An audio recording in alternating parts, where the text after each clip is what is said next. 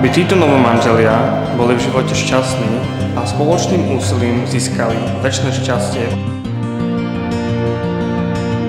Aby pamätali na lásku a starostlivosť svojich rodičov a stali sa aj sami dobrými kresťanskými rodičmi.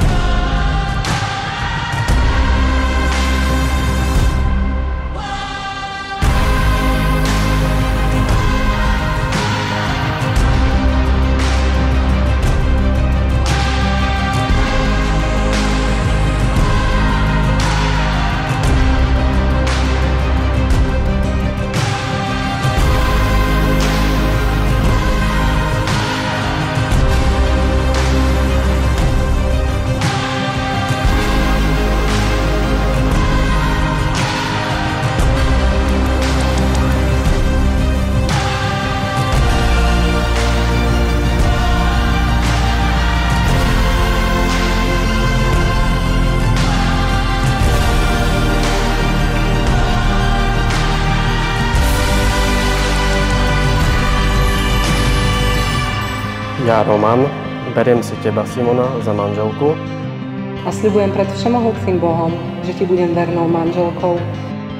Ťa nikdy neopustím ani v šťastí, ani nešťastí. Ani v zdraví, ani v chorobe. A že ťa budem milovať a ctiť po všetky dni svojho života.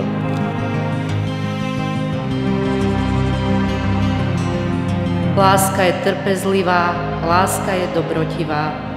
Nezávidí, nevypína sa, nevystatuje sa, nie je nehanebná, nie je sebecká.